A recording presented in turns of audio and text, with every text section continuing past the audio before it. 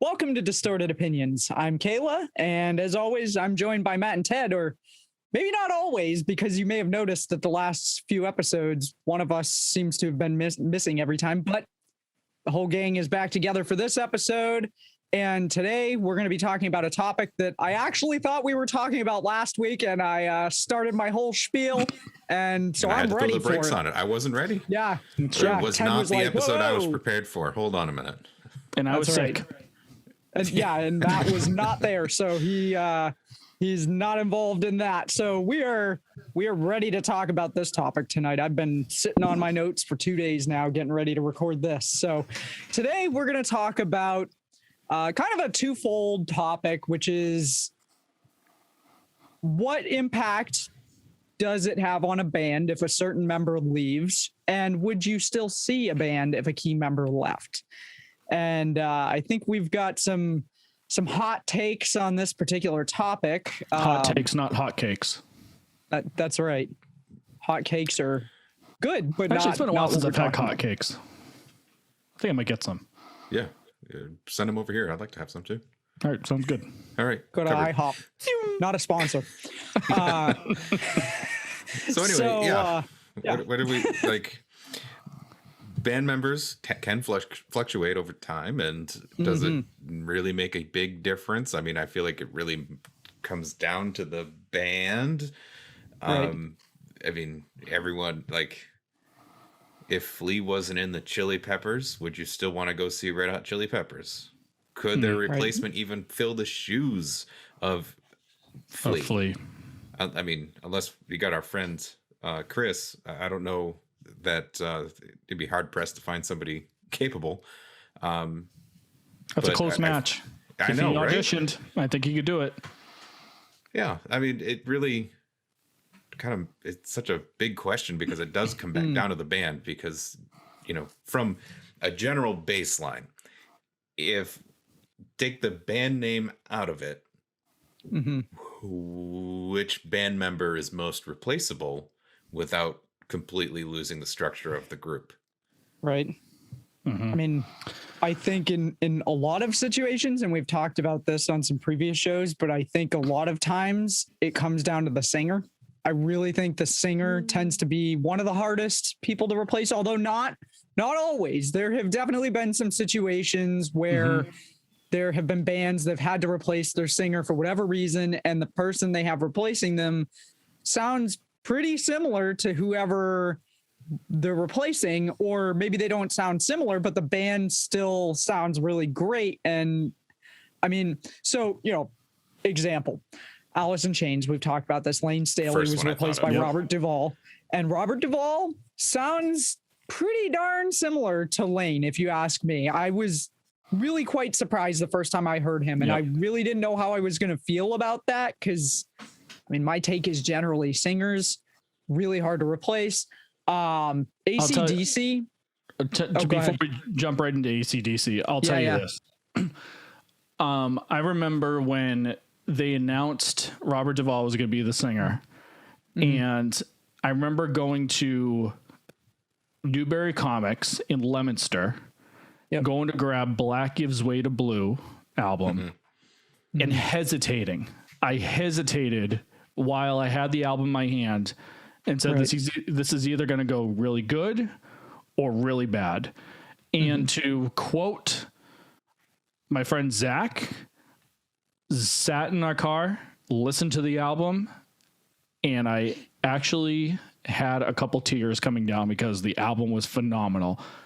He is an incredible singer, very, very close to Lane, and it was almost too eerie because it still had that Alice in Chains vibe behind it.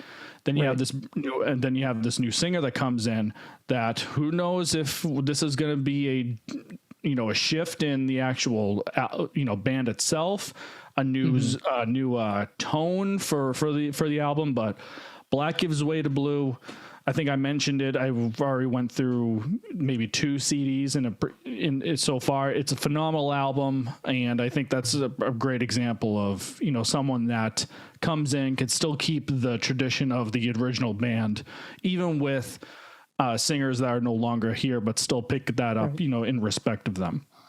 For sure.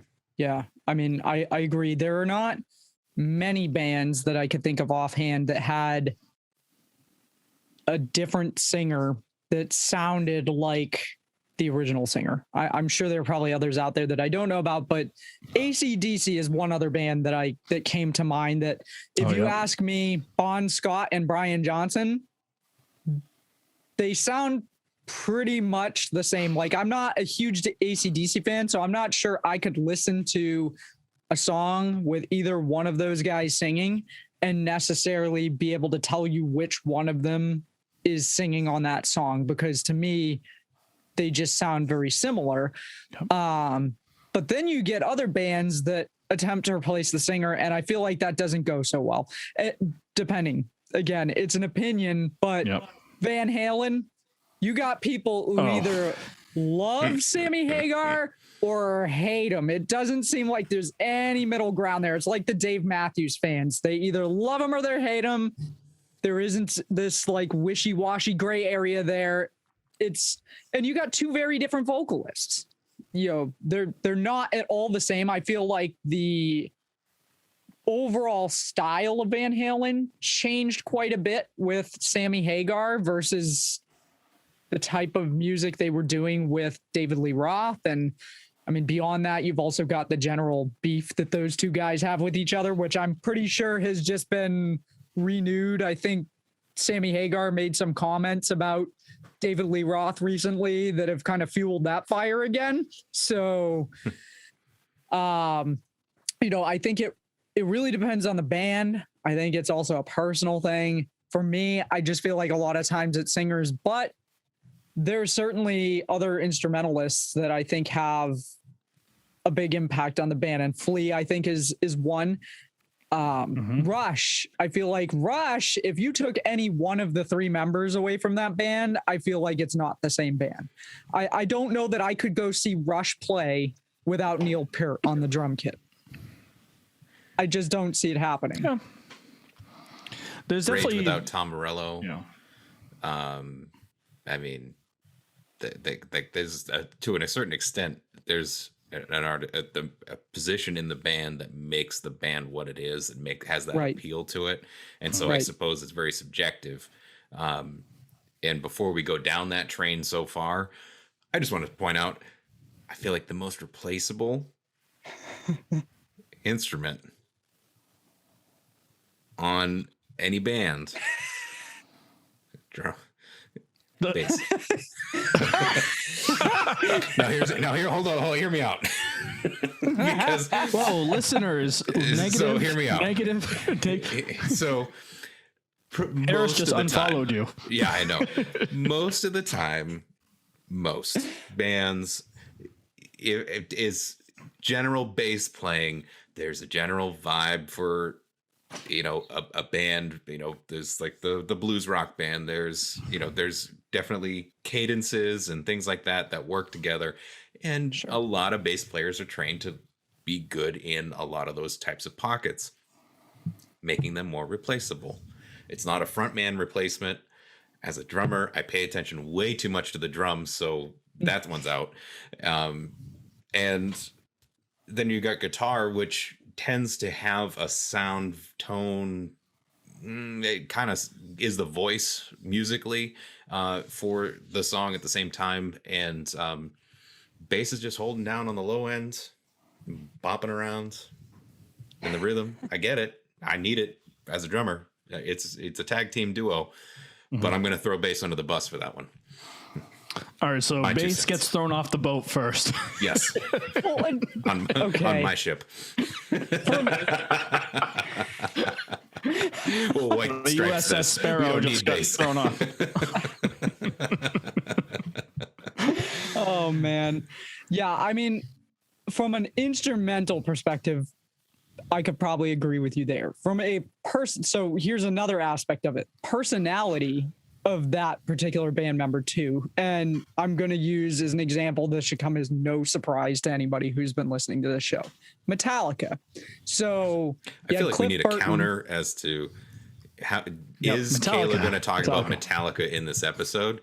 Yes. There have been quite a few I have not mentioned Metallica, but fair. Should have a little sound clip. Ding, ding, ding. Yeah, she's talking Metallica. That's all right. If someone gets it, you hear, yeah.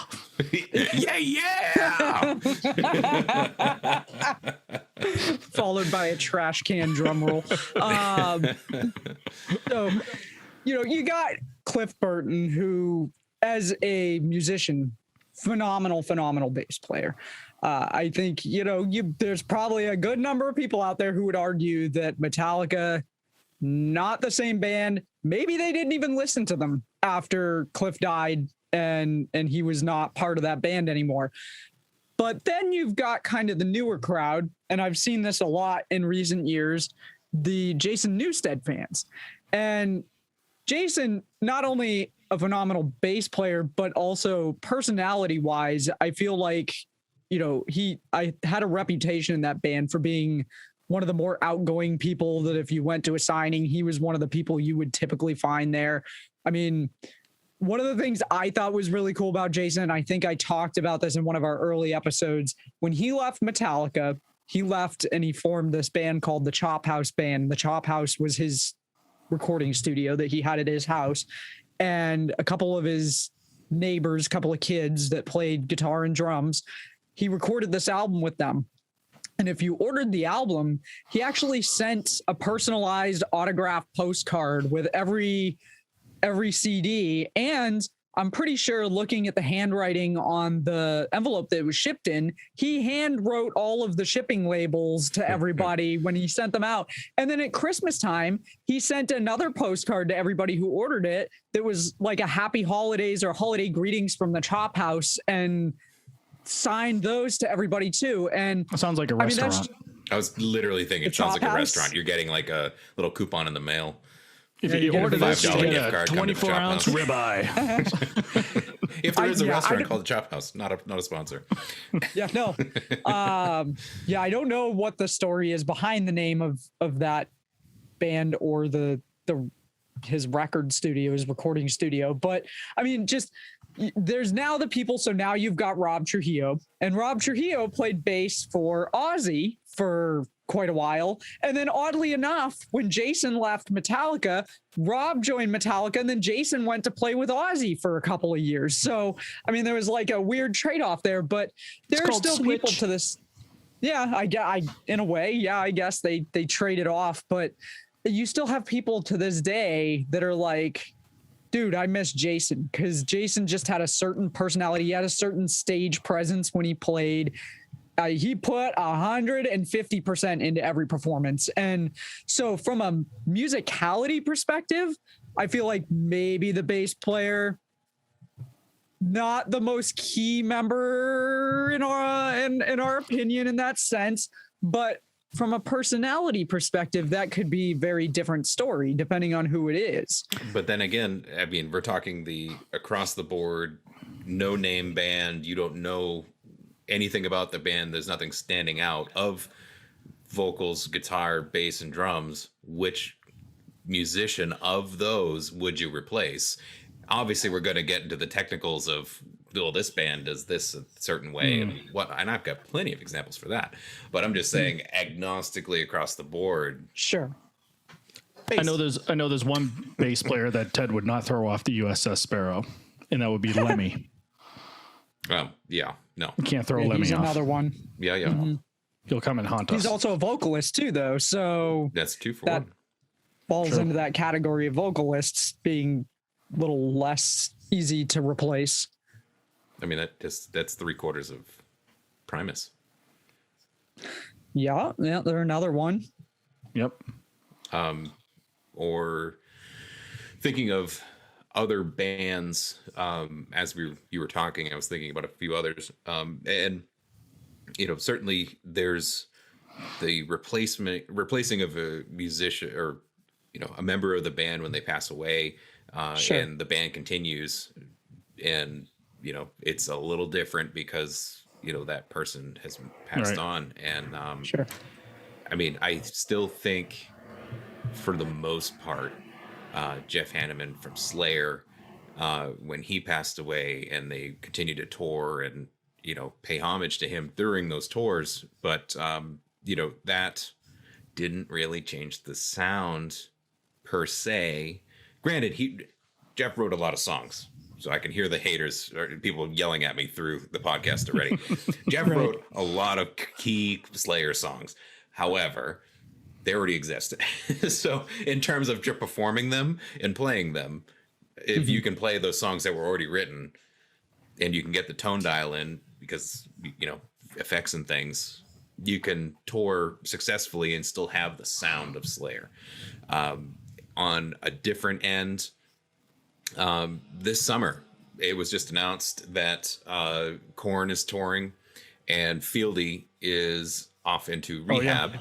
Yep. Right. And so they have Ra Diaz from Suicidal Tendencies as the backup bass player for the tour.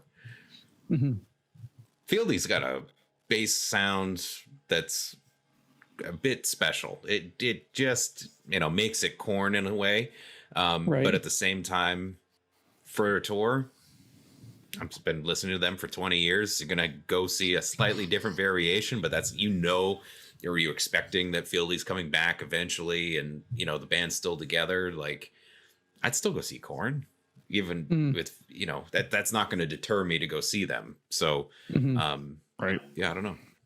Can I ask kind of a follow-up question?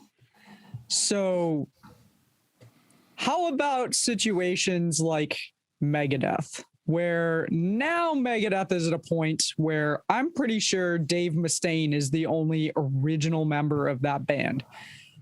I mean, granted, he founded the band, and he is the vocalist, and he is the lead guitarist, and those are two very big key parts of the sound with that band. I can answer that. Yeah. Example, Leonard Skinner. Why do people still go see Leonard Skinner? Yeah, how many original members do they have left at this point? I think the piano player is the only original member left. Oh, really? Yeah. Oh. Now, granted, obviously, accidents, deaths, plane crash. Yeah, I mean, that's obviously that back then that was life and whatnot. And but did they get new members? Of course they did. Do they still play it on? Yeah. But did people still go see them? Of course. Leonard Skinner's still being popularized to this day of people, obviously maybe our older generations than us, maybe even our generation too, just to say that they went to go see Leonard Skinner. So maybe the question comes about is, when someone's going to see a band, are you seeing the band or are you seeing the members? And that's where it gets a little funky, because you have fans out there. Okay. Like we're all three of us are fans of both. Okay. We could say, hey, we'll go see, a band member that does a solo tour, like Corey Taylor. I would go see Corey Taylor, okay, for his solo tour, because I think he's a great musician, great artist, etc. Also a fan of Slipknot, also a fan of Stone Sour. Would you? And then you're going to have those that say, hey, I just want to go see Leonard Skinner. Just because it's Leonard Skinner doesn't necessarily mean, it's the name. If you ask me, I mean, I couldn't even tell you who the members of today's Leonard Skinner is. But if you were to hear that Leonard Skinner is coming around, guarantee you they'll probably get sold out. Why? Because it's Leonard Skinner. Right. On a different note, and more recent in terms of permanent replacement, Lamb of God. My favorite drummer, Chris Adler. Oh yeah. Out. They've got a new drummer in, and after, in essence, 25 something years of being in the bands, I get it. You're in there for 20 years. You know, it's time to part ways. And speaking of Megadeth, also Chris Adler did drums for one of their albums and tours. That's right. Fun fact. And so definitely mega fan. But at the same time, their new drummer still plays most of the drum parts the same, does have a little different vibe. But I feel like you really have to have a tuned drumming ear to listen for it. Yeah, to pick that out. But I think in essence, it's still Lamb of God. It's still the same group, and everyone's still going to love their new music. I do. New drummer. Sure. I'm, seen them so many times, and it's like, this isn't the band it used to be. This kind of old man yelling at the clouds of, this isn't the original lineup. You whippersnappers don't know the good old days when Chris was the drummer. You know what I mean? But at the same time, it moves along, and I feel like as long as they, the sound really didn't change with the new drummer is what I'm trying to say. He's still able to do all of the drum parts, but has his own touch to it, which is great because I don't expect to be a crystal copy. Sure. It's nice to have some personality behind it, but at the same time, this new member, my favorite group, I would still go to see him. Yep. Sure. It's not the instrument that I said I'd kick out first, so it still gets a pass. The drummer survives. Drummer survives this time. So, but I think that's a great segue to go into. We got the yin, and now let's talk about the yang. Let's talk about bands that did get replacements and are completely different. At least from an opinion standpoint, that I know for a fact, I'll name some bands right now that I feel really aren't the same. Drowning Pool. Okay. Yeah. The first album was phenomenal. Absolutely loved it. And then heard the tragedy of Dave Williams passing away. They get a new member. Tried listening to that album, and I couldn't get into it.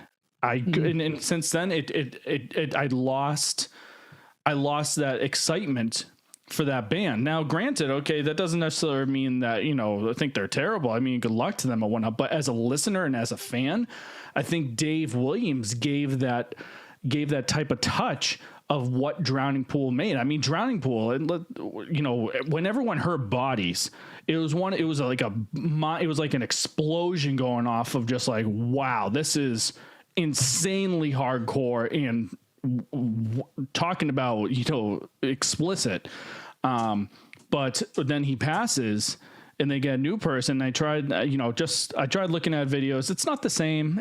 I feel like it's a whole nother band member, a whole nother band and whatnot. And recently another band, Fuel. So Fuel just is actually going to be coming out with their 6th album. And to be honest, Brett Scallions was the vocalist of what we're familiar with. He's the one that sang Hemorrhage. He's the one that sang Bad Day. The one that sang that horrible cover of the Nirvana tune there that was circulating. Oh yeah, on that YouTube went all over the internet. back. It was so bad. Oh no, I was going through the that's text. Puddle of Mud. That's Puddle of Mud. That's right. Oh. That was Puddle of Mud. My bad. Wrong band. Whoa. different show. Sorry. Yeah, different group. I mean, that's a band that just went. Yeah, that's flushed the toilet. That's a different problem. Yeah. Sorry, wrong band. I think when I heard the news of Fuel getting back together, I got excited with, oh, great, we have another album. And now they have this new guy, John Kersale.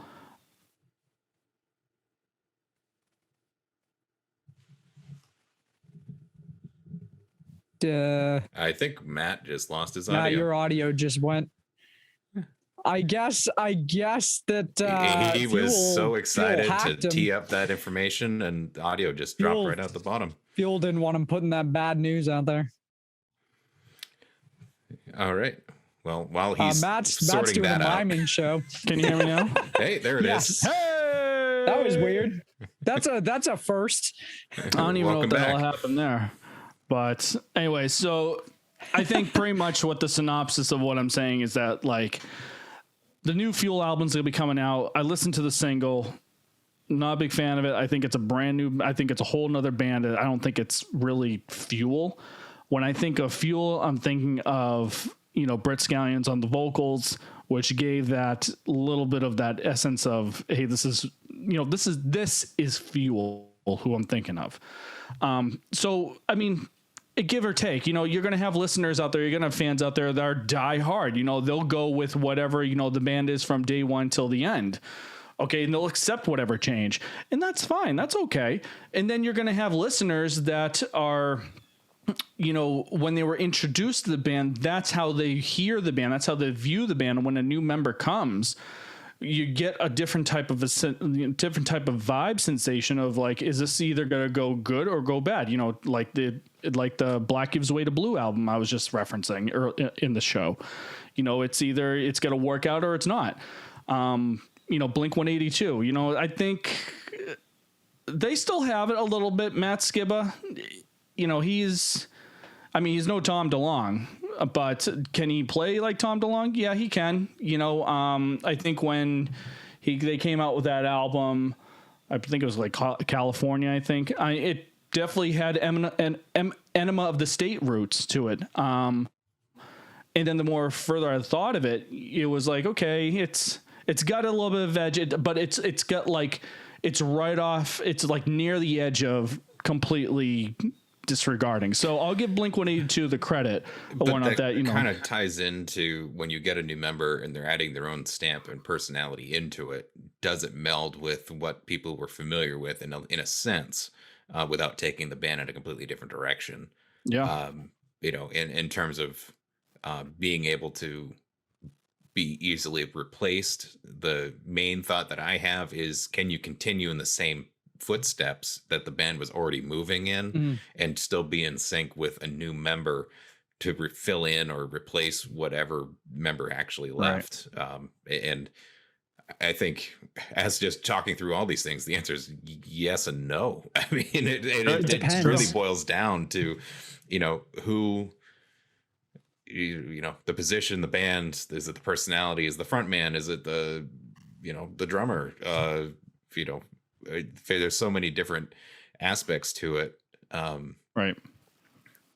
Which, I mean, obviously it works, or the band likes what they're creating with that new member. I mean, to an extent, right? Like, because they continue to make music and they like the direction that it's moving in. And just because the listener, or, you know, your native ears to what you were used to hearing is, you know, the band's going in a different direction thanks to that new member, or in part due to that, you know, maybe it's on us at the same time.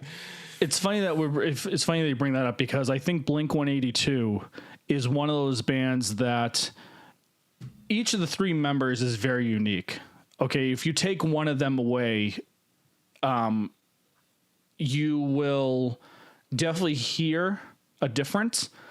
I think with Mark Hoppus, in which, you know, what we'll say right now is, obviously we wish Mark all the goodness and wellness and whatnot, especially with the recent news of the cancer type of thing. So wishing all the love and happiness to him and his family, and to the you know, the Blink fans and plus 44 fans and ever fans out there. So just want to say that for the record.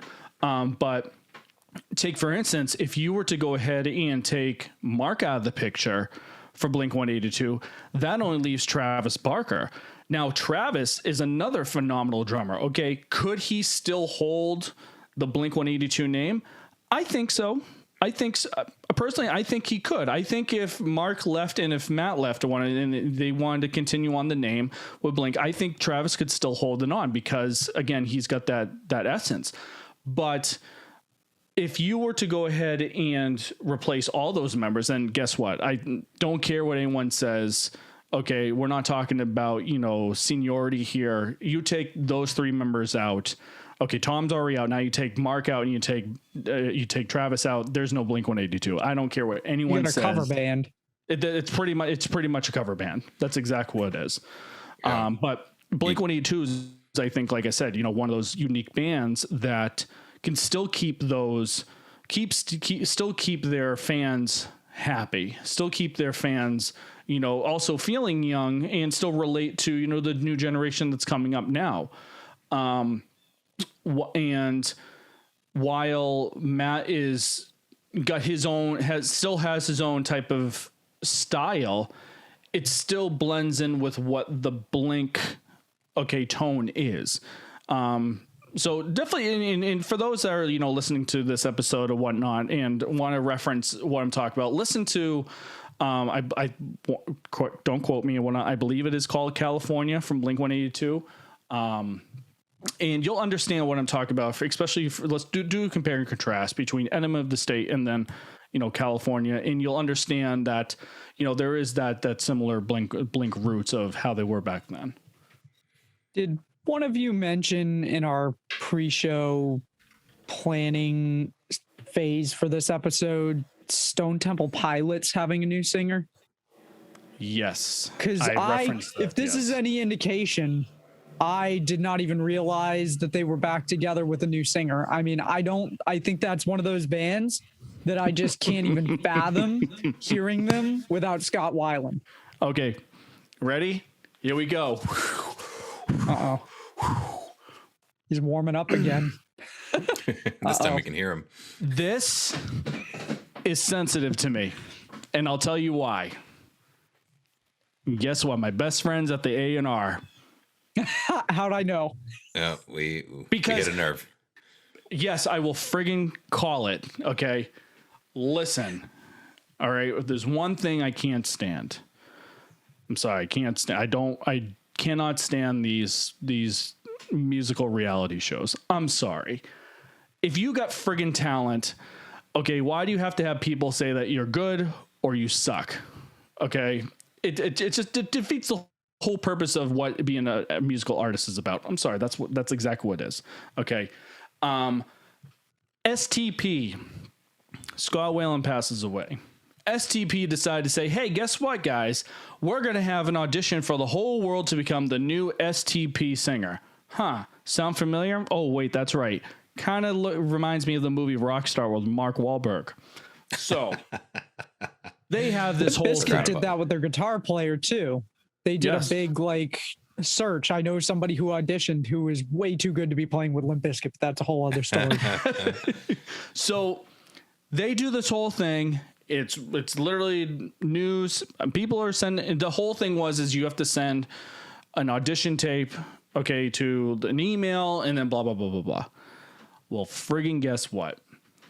They're like, hey, we made an announcement where you actually found our singer. This dope is from a friggin' X Factor. Are you kidding me? He was on X Factor. Okay, got the publicity nationally. Okay, to go ahead audition, which sucks for everyone that are pretty much nobody's like us. Okay, that don't know us. Okay, defeats the whole purpose. So yeah, I'm gonna say it. This guy's name is Jeff Gutt. He was yes, his name's Jeff Gutt. He appeared. I have it right here. On 2 seasons, not 1 season, but 2 seasons of the X Factor. Okay, so kind of smells like it's been a setup. Matt's on the case. Since then, I'm like, screw this. Okay, I mean, STP, they obviously gone enough, but come on, man. There's plenty of other phenomenal singers out there. Probably even, Robert Duvall. I'm sorry, Robert Duvall. Is that who? No, that's an actor. Yeah. Robert Duvall. Robert from Alice in Chains. Yes. Okay. Anyways, yes. I was thinking of the actor for some reason. I'm pretty sure his name's Robert Duvall. Now I'm questioning. Okay, the guy, the front man from Alice in Chains. Okay, you have artists out there. Okay, that are you have people just out go there on Twitch in the music section and listen to singers. There are people in their houses making incredible music all day, every day, or better. I mean, absolutely. Yep. better music, and they chose this bozo. Correction. It is William Duvall. Oh, William Duvall. I was going to say Robert Duvall is like is an actor. Yes, he's a great actor too. My mistake on that. He was great in The Judge and I believe Days of Thunder. So Robin's racing. So, but I have to say, okay, I'm not a big fan. I'm not STP is one of those bands I would not go see today. What about Static X? Static X. Because they did put out a new album. Yeah, obviously they haven't gone. They did one show or planned a show 2019 maybe it was then, and it was after Wayne's passing, and as we all know, Wayne was the sound voice of Static X, and he was the image of Static X and too. The image. I mean, the straight up hair, like it was, it put him on the map. I do know for their newest album, they wound up taking old recordings and songs that they had in the studio and pieced in Wayne's choruses and things like that to even have Wayne on the new album, just from the recording end. Which now, see, I find that respectable. I find that like a memoir. I do. I mean, it's not forgetting, the group that put it all together for what, another 20 years. 20 they had a years, good run. But at the same time, they were playing shows. I don't know who their vocalist is, who would be their vocalist, or if it was just filling in for the live show, or they've actually named a replacement. I haven't looked into that. But for someone so notable on the frontman, would you still see Static X without Wayne? Yeah, that's a good question. I think, because I'll say this. I liked Static X for the music and for the band itself. So I think to answer your question, I would go see them. I can't judge it now because I haven't listened to anything new with the new singer, nor have I seen any videos. But the fact that the band took pre-recordings and still wanted to keep Wayne alive is it's respectable in my eyes. I'm just hoping they have like a 3D hologram of him. Just play it, right? So that was going to be my follow-up. So what are your thoughts on like Ronnie James Dio? There was a tour going on. They did a 3D hologram tour with Ronnie James Dio, which personally I feel is a little bit, it's cool on a certain level, but I also feel like it's a little weird on another level because you've got a live band there, but then you've got this pre-recorded, obviously, vocal track and this hologram of Ronnie James Dio walking across the stage and parading around. And I don't know. I feel like that's kind of a little weird. I wouldn't want it for a whole stage experience. I would want it for a couple of songs because that would be pretty cool.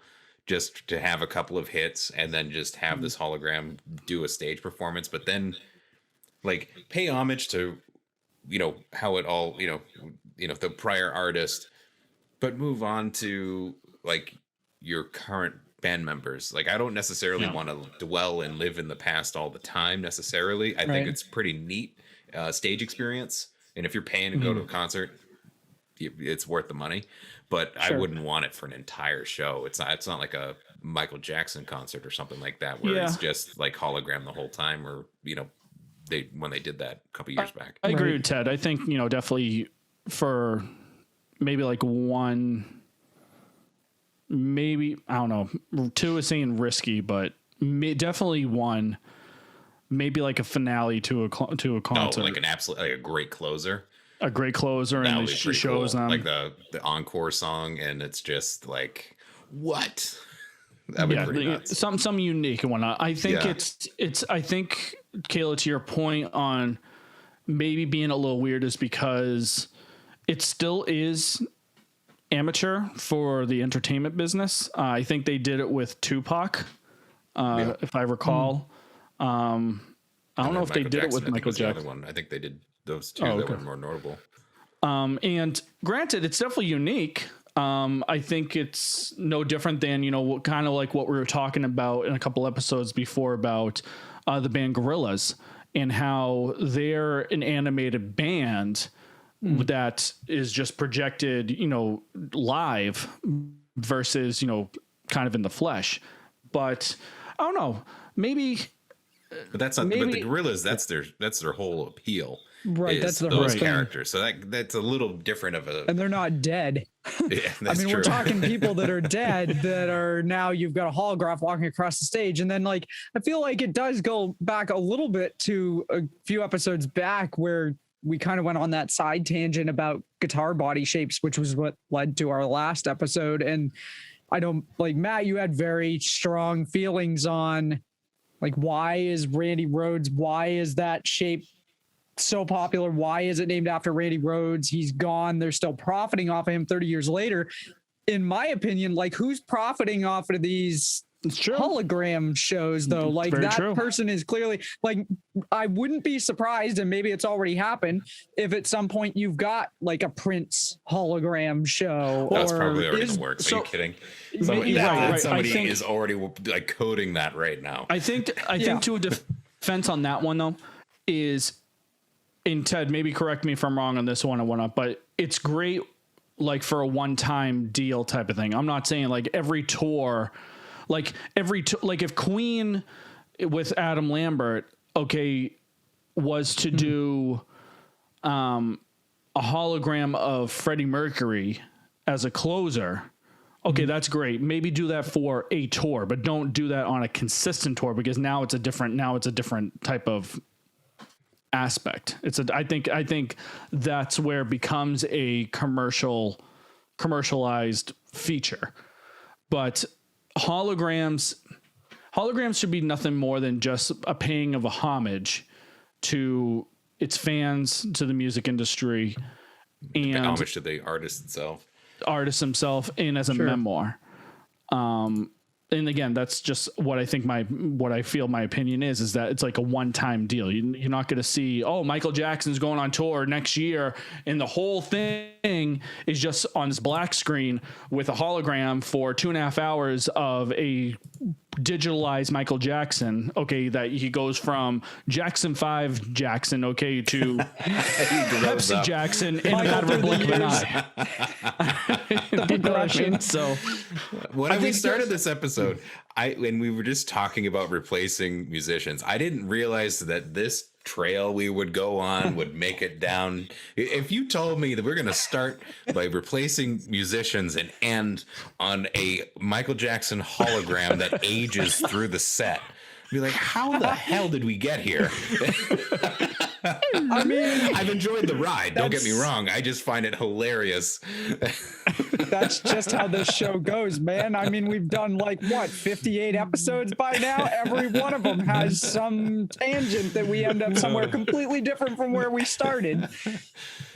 That's just a funny concept. I'm gonna have to dwell on that for a bit and mull that over. I feel like we veered into a few different topics here, potential shows. That would be cool to see Michael Jackson go, I want you back. Oh man.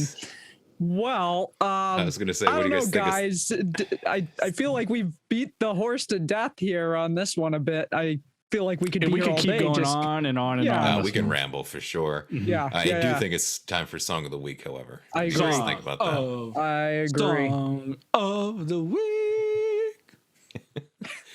The official unofficial jingle. That's right. All right. So I suppose I'll kick it off. Do it up. My Song of the Week this week is an older tune. The band is called Dark Tranquillity. They are a Swedish melodic death metal band, and they were founded in 1989. And speaking of, they've had a few members turnover in the group, but I'm not a major diehard fan to notice. I just enjoy the songs that I enjoy. And this one in particular being one of them. The song is called Insight, I-N, not N. Insight, and the album, it's off the album Exposures in Retrospect and Denial, which was a 2-disc compilation album that came out in 2004. and it's like I said, it's 2 discs, lots of great tunes on that. But this song in particular, it's a bit slower. It's melodic. It has a nice chorus that comes in that's a bit aggressive, but then it tapers down, and for the melody and whatnot, it's really nice. I do think the vocals on this particular track can get a little squeaky, and I don't know if that's just a Swedish accent singing some English lyrics and just, I don't know, deftones it a little bit. But it works for me. It hits me. I jive with this song, and that's an old-fashioned sentence. Jive. Anyway, so that's gonna be my song of the week. Insight from Dark Tranquillity. Good tune. Nice. I like Can't it. go wrong. I like it. Awesome. I'll jump right into it. So I've been thinking about this song for a while. I even had it posted on a social media page, and I just can't get enough of it. I listened to the album on your MySpace? On my MySpace, yes. Okay, with my one single friend Ben. Or is it Todd? Tom? No, it's Tom. Tom. Yes. That was a profile picture of just him. Yeah, that's right. Everyone's friends with The Tom. thumbs up. I listened to this album the other day. I posted the song, and I just can't get enough of it. And I'm talking about the band, and actually, ironically, Just spit it out. Fits this episode. In fact, it makes me think about. No, I'm talking about Sum 41. The song I'm talking about is "Cause I'm in too deep in too deep." Track number 7 off of the debut album. Correct me. Debut studio album. All Killer No Filler. Released. Oh, it's a phenomenal album. Released May 8th, 2001. This song, listen, it got me motivated back in my teenage years. It still gets me motivated to this day. And when my ass is wrinkly, okay, it's probably gonna get me moving even more. This song, In Too Deep, it's just a good old party tune. It's just like it's definitely one of those tunes that's very upbeat. It's very catchy. The guitar work is good. Is good too. It's got a little of a small solo one up, but still it fits and whatnot. Okay, again, you don't have to have this long ass solo, okay, to make a song good. But In Too Deep, it's been featured in Kayla's favorite movie, American Pie 2. It was also featured. It's also been featured in shows. It's been featured in other movies as well, or not. So, but yeah, In Too Deep, and the music video is just funny as hell too. So it's just a good overall good time. And in fact, the drummer Steve Jocz, okay, Jockz, left the band and is currently a realtor now. But again, Sum 41 still holds it to this day, with even replacing the bands, and recently heard them not that long ago, and they still got it. So that's gonna be my song of the week. It's gonna be In Too Deep from the debut studio album, All Killer No Filler, baby. Awesome. Okay, awesome. Well, I want to put this out there because I meant to share this with you guys. My nieces are here visiting right now. And I just saw a movie that I did not realize will be 20 years old this November for the first time, and that is Monsters, Inc. I thought you would get an absolute kick out of the fact that I had not seen that until last week. So, fun fact. Still haven't seen American Pie, though. Just watch that one scene for the video there. Listen, you know where you could get them. I know. I'm not even gonna say it. Oh, then again, I know. I'm not sure if you have Netflix or Hulu or anything like that. So. Hey, but don't worry. Matt's got you covered on DVD. I do have Hulu every 3 months when I forget to pause my subscription. And And technically I have Netflix because I have Comcast, and you're supposed to get Netflix as a Comcast customer, but I've yet to figure out how you're supposed to log in to use Netflix because I don't appear to have any login info. But anyway, that's an entirely different topic for another show. So as the weekly reminder, we have a Spotify Song of the Week playlist. We put the link to that in the description of every episode. If you're watching the video version of the show, we've also got the Spotify scan code that we'll put up on the screen.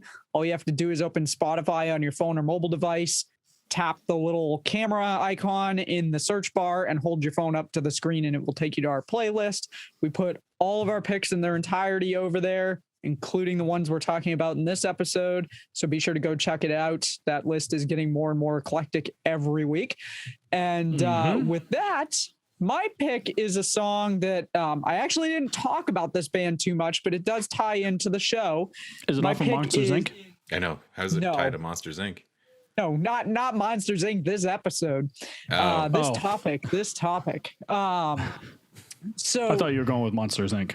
No, I was like, there was a song of Monsters Inc. That's like, I was we're going to bring that. this up. That was a good. I don't even think there were kind of let down. songs in there. No, sorry, no. It's a song that's relevant to the topic we've been talking about on this episode, and the song is "Room for One More" by Anthrax off of 1992's "Sound of White Noise." Oh yeah, good tune. For those who do not know, Anthrax actually had a lineup change with their singer at that time. They had Joey Belladonna, who had a very, I think, unique voice on some of the earlier Anthrax stuff. He left the band, or I don't know if he left the band or if he was kicked out of the band, but they brought in John Bush, who was the vocalist for, let me look at my notes. Did I not write down what band he was with? And I'm blanking on what band he was with. It'll come to me. It's Armored Saint, I think. But anyway, he was on one album that I'm aware of, and it was this album. And this particular album took a bit of a turn sound-wise from what Anthrax had for a sound up until that point. And I think it's probably a really underrated album, and I really enjoyed John Bush's vocals on this particular album, this song in particular. I think most people have heard the album, are probably more familiar with Only, which was played a lot on the radio around that time period. But this one, very good obscure track off the album. I highly recommend it. I actually would have picked Only, but I was listening to that album, trying to figure out which song to talk about for this episode, and I listened to Room for One More again, and I was reminded what a great tune that is. It opens with some driving drums and guitar, and it just doesn't let up. But it was produced by Dave Jordan, who is also known for producing albums by Alice in Chains, Jane's Addiction, and Armored Saint, which was John Bush's previous band. And so you can kind of hear some of those grunge influences in this particular album. And just a great album. I think Anthrax is one of those bands that with either one of those singers, and John Bush left the band and Joey Belladonna came back. So he's now, again, the current singer of the band. But I feel like both of those singers, really great singers that brought two different sounds to the band, but two good sounds to the band. It's at no point am I like, oh, I really didn't like that era of Anthrax. It was no good. I mean, it's still really, really good stuff on the album. So Room for One More by Anthrax, that is my pick for Song of the Week this week. If you haven't heard it, definitely check it out. It'll be in that playlist. And with that, I think we probably reached the end of the show. Social medias. Oh, yeah, I think so. Would you like me to take that? Well, I can at least say that we did hint that we do have a video version of these episodes. You did indeed. And go to our YouTube channel and hit subscribe. We want to get a custom URL, so the more subscribers we have, the better we are achieving that goal. We also have all of our social medias located at our Anchor page at anchor.fm/distorted opinions. Had to think for 1 second, make sure I got it all right. Don't make me do it. No, I got that. And follow us on Instagram, do promo behind the scenes clips, funny moments. Instagram's another good one. Email us at distortedopinionsshow@gmail.com. Let us know. Would you see a band if one of their members winds up being changed out? Is it still the band? Are they worth still going to see? Love to hear your opinion on that. And yeah, I mean, I feel like I kind of summed it up. Anything else I'm missing from your script? So I have to make a clarity. Someone reached out to us. I'm going to say that they are anonymous. And I know I joke about this a lot, but guys, it's not true. We do not have an OnlyFans page. Oh, I wonder who asked that. Legit, one of our fans, okay, they subscribed to us, asked us if we actually have an OnlyFans page, and I'm just joking. So I was going to say that sounds like a you question. You're the subscriber? Yeah. On that note. Oh, dear. Catch us next week for another episode. That's right. Thanks for tuning in.